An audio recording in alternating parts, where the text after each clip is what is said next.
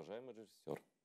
К сожалению, в Украине сохраняются крайне радикальные политические группы, которые готовы и на такие действия. И как мы наблюдаем в последнее время, действиям этих групп украинское государство сегодня противостоять не может. В случае, если в зоне конфликта будут править бал те, кто сегодня устраивает откровенно националистические силовые акции на улицах Киева, это станет трагедией. Очевидно, что безучастными к ней не будет не только Россия, но и все мировое сообщество.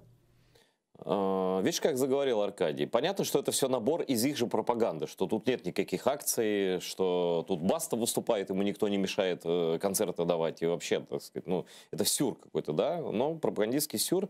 Тут есть одна добавочка. И все мировое сообщество не будет этого терпеть, да? Вот, и они это уже новое, да. Да, они уже хотят опять Америку привлечь к нормандскому формату и нагибать Украину дальше вот через эти вот все вещи, да? Вот, что ты думаешь по этому месседжу, Козак?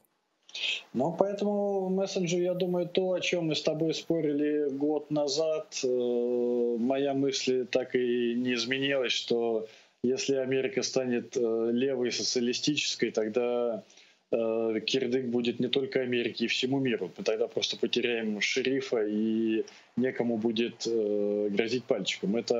Эта опасность есть и сохраняется. Но да, я с тобой согласен, появились какие-то новые нотки про мировое сообщество, потому что раньше действительно этого не было. Раньше Россия была в таком жестком антагонизме всей антироссийской коалиции.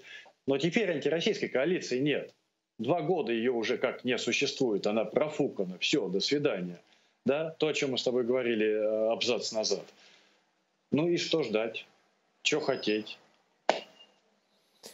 Что хотеть? Ну, например, делать то, о чем мы тоже тут говорим, например, выстраивать какую-то стратегию именно внутри Украины, стратегию обороны, да, и демонстрировать готовность обороняться с очень большим количеством убитых врагов. Называлась армия Мова Веры. Да, была такая и плюс еще вот то, что сейчас делается, на мой взгляд, абсолютно правильно. Сейчас Кулеба встречался с грузинами, с молдаванами, до этого с поляками и с литовцами, с министрами, да. Вот, по-моему, там еще Эстония, да и Латвия туда долучается.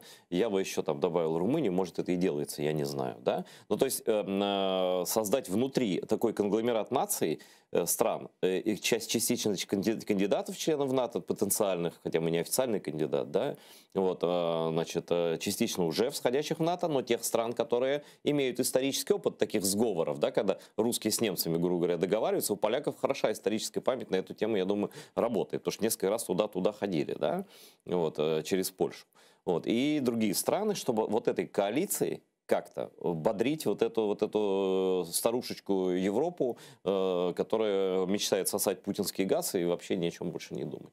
Ну а как? Да, надо создавать вот этот русофобский пояс. Да. Это, конечно, отличная идея из стран с небольшим количеством населения, которые в первую очередь могут попасть под удар и в первую очередь ощущают эту опасность этого удара на себе и понимают, что там начинаются какие-то сговоры. Да, это, безусловно, отличная идея, это, безусловно, надо делать, но все-таки в первую очередь надо строить вот этот вот остров посреди океана дерьма, который вокруг разливается, я все это чувствую все больше и больше, да, вот этот вот свой остров, его надо строить, чтобы в первую очередь была Украина, чтобы в Украине была такая армия, чтобы Россия понимала, что если она сунется, не ограничится только горелыми бурятами, а будет десятки тысяч трупов и сотни тысяч трупов. Да?